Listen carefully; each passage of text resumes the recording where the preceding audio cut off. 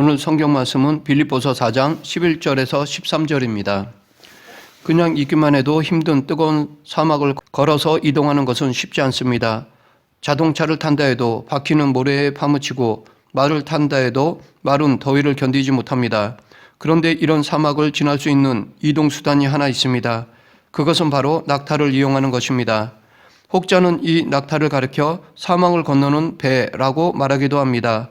과거 아기 예수를 경배하러 온 동방의 박사들도 낙타를 타고 왔을 것입니다. 그런데 이 낙타의 체형을 살펴보면 하나님께서 이 사막을 횡단하기에 아주 적합하게 지으셨다는 것을 알 수 있습니다. 첫째, 낙타는 많은 물과 영양분을 몸에 저장할 수 있습니다. 낙타의 등에는 지방으로 이루어진 혹이 있는데 낙타는 이 지방을 분해해 사막을 횡단하는 데 있어서의 필요한 영양소와 수분을 얻습니다. 또 낙타는 한 번 물을 마시면 최대 약 50리터 이상의 물을 마실 수 있습니다. 우리가 마시는 500ml 생수병으로 계산하면 100개가 넘는 엄청난 양의 물을 한 번에 마실 수 있다는 것입니다. 이로 인해 낙타는 긴 시간 동안 수분을 섭취하지 못해도 체내에 저장된 수분을 통해 살아남을 수 있습니다. 둘째, 낙타의 발과 다리는 사막을 횡단하는 데 최적의 상태입니다. 사막의 모래는 바닷가의 모래와 달리 아주 고와서 발이 푹푹 빠집니다. 경사가 조금이라도 있으면 무릎까지 빠져 들어가기 때문에 걷기에 아주 힘이 든다고 합니다. 그러나 낙타의 발은 접시처럼 널쩍해서 모래에 빠지지 않고 가볍게 모래 위를 걸을 수 있을 뿐 아니라 두꺼운 각질로 덮여 있어서 뜨거운 모래로부터 화상을 입지 않는다고 합니다. 또한 낙타는 다리가 길어서 뜨거운 모래로부터 몸을 멀리 할 수 있습니다. 셋째, 낙타는 사막의 극심한 일교차의 모래바람으로부터 자신을 보호할 수 있는 기능을 가지고 있습니다. 낙타는 머리가 넓적한 뼈로 되어 있어 눈 둘레를 덮어 햇빛 가리개 역할을 하며 짙은 속눈썹이 두 겹으로 되어 있어서 모래바람을 막아줍니다. 또 낙타는 코에 근육이 있어서 모래바람이 불 때 마음대로 코를 열었다 닫았다 할 수 있으며 귀에는 털이 있어서 모래바람이 불어도 귀로 모래가 들어가지 않는다고 합니다. 낙타의 털과 두꺼운 가죽은 단열 효과가 뛰어난 섬유라서 낮의 더위와 밤의 추위를 잘 견뎌냅니다. 이 사실을 염두에 두고 오늘 본문 11, 12절을 보면 내가 궁핍함으로 말하는 것이 아니니라 어떠한 형편에든지 나는 자족하기를 배웠노니 나는 비천에 처할 줄도 알고 풍부에 처할 줄도 알아 모든 일 곧 배부름과 배고픔과 풍부와 궁핍에도 처할 줄 아는 일체의 비결을 배웠노라. 사도 바울은 부자 상인의 아들로 태어나서 당시 최고의 엘리트 교육을 받은 사람이었습니다. 그런 그가 예수님을 전하는 사역자가 된 후 로마 제국 전역을 돌아다니면서 복음을 전하였습니다. 그런데 이렇게 복음을 전하는 것은 지금도 힘들지만 당시로서는 더더욱 어려운 일이었습니다. 굶는 것은 기본이고 매를 맞기도 하고 감옥에 갇히기도 했으며 배가 파손당하여 죽음을 당할 뻔도 수차례 하였습니다. 온갖 고생과 고난과 핍박을 받으며 복음을 전하였습니다. 당시 넉넉하지 못한 교회의 형편에서도 성도들의 도움으로 힘을 얻으며 때론 천막을 치는 일을 하면서 자비랑으로 사명을 감당하기도 하였습니다. 그렇기 때문에 그는 당시 남부러울 것이 없는 최고의 삶을 살았던 사람이면서도 반대로 인간으로서 체험하기 힘든 최악의 환경에서도 살았던 사람이기도 하였습니다. 이런 삶을 통해 사도 바울은 풍요와 비천함이 우리가 살아가는 데 있어서 얼마든지 바뀌어가며 올 수 있다는 것을 알았습니다. 이는 바울뿐만이 아닙니다.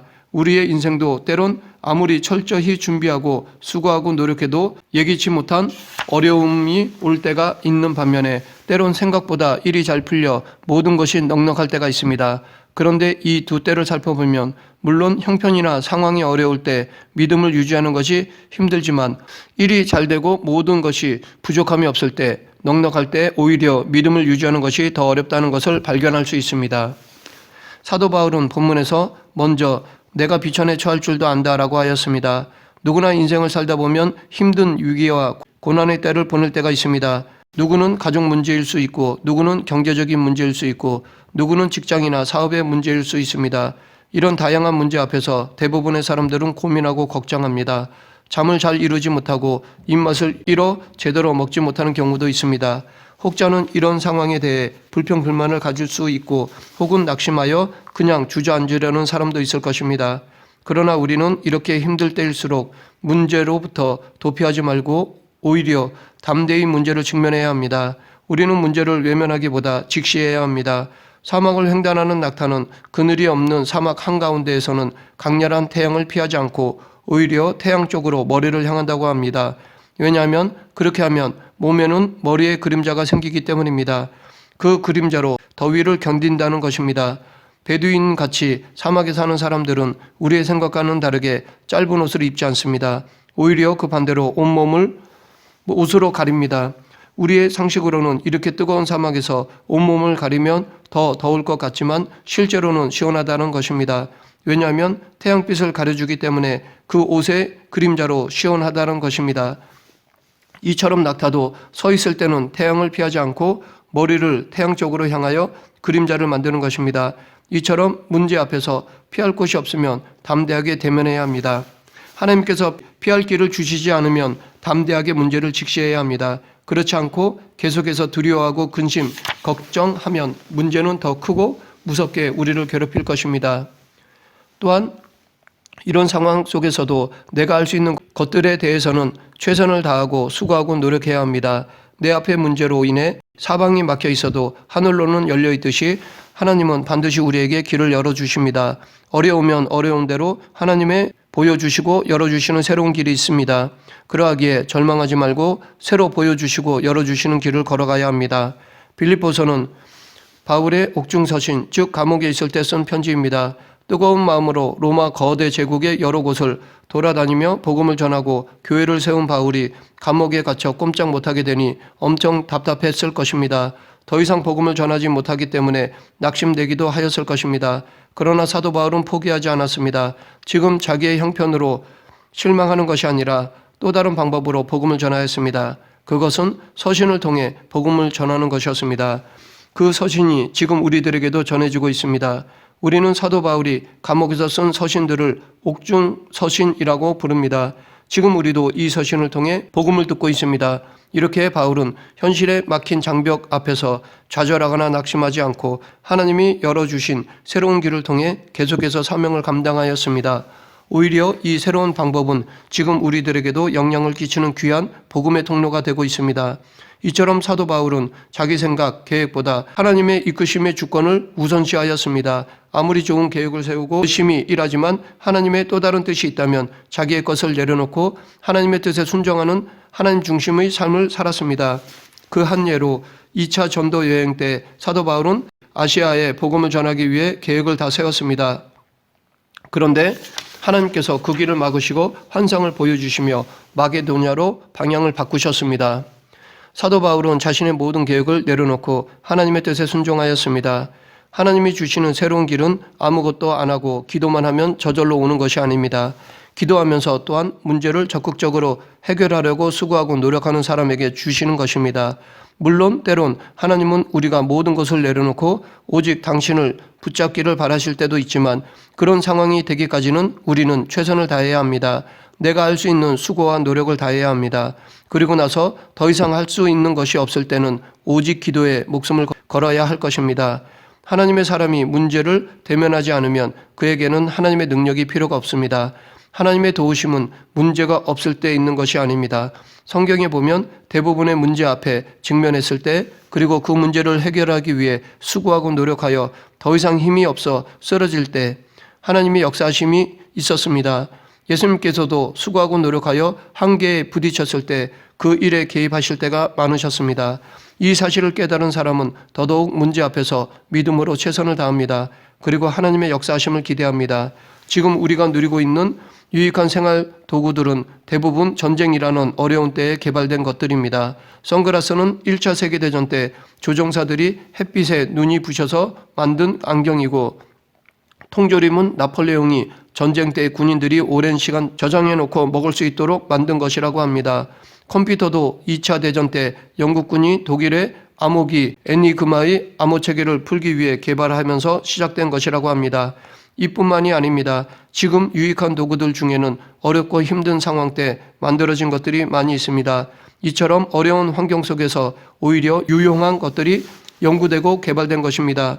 역사를 보면 이런 어려운 상황들이 새로운 문명을 여는 발판이 되었습니다.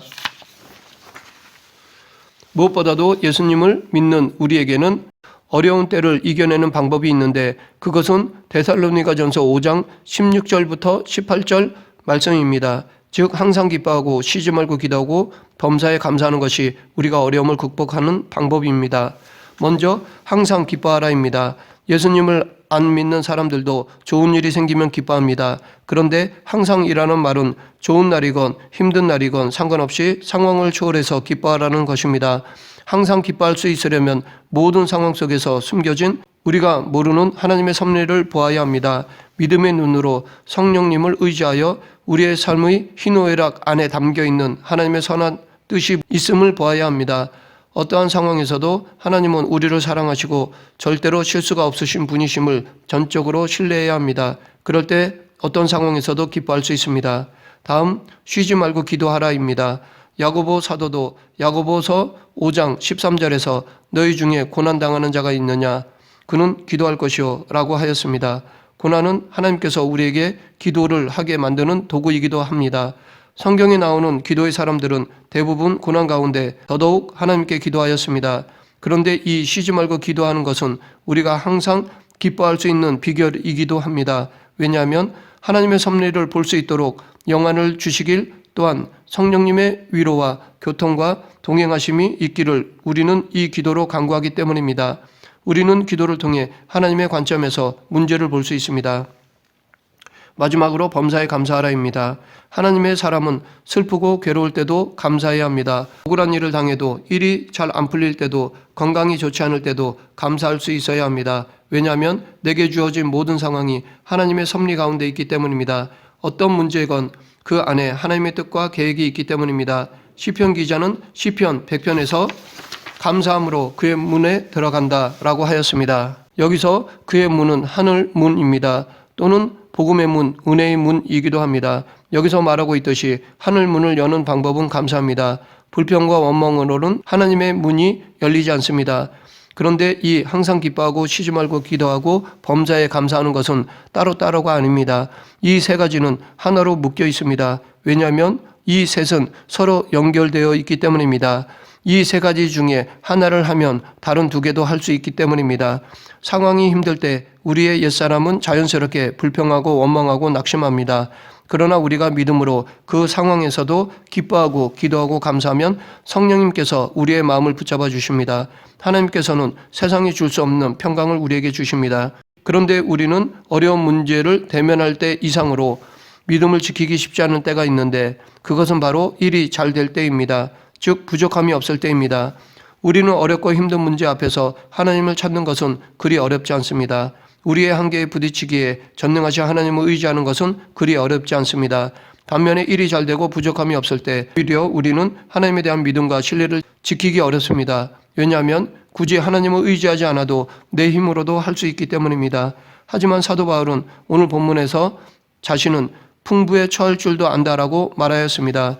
이것은 우리도 바울처럼 풍부에 처할 줄도 알아야 한다는 것입니다. 우리가 풍요로울 때 조심해야 할 것들이 있는데 대표적으로 우리는 교만과 나태함을 경계해야 합니다. 사람이 성공하게 되면 교만해지기 쉽습니다. 이 교만은 모든 관계를 파괴합니다. 즉 하나님과의 관계를 파괴하고 이웃과의 관계를 파괴합니다. 또한 사람이 어떤 목적을 이루어 성공에 도취되면 더 이상 열심히 사라집니다.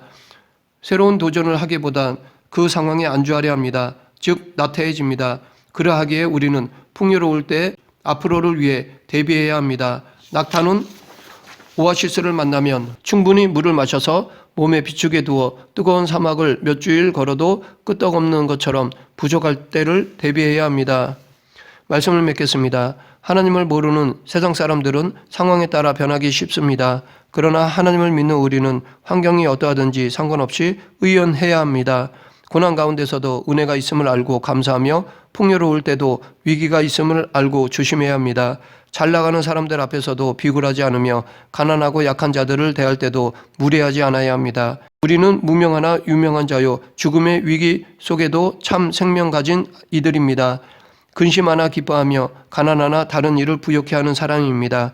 우리 모두 예수 그리스도로 중심을 잡고 세상 세대에 휘둘리지 않는 성도가 되길 간절히 축원합니다. 기도하겠습니다.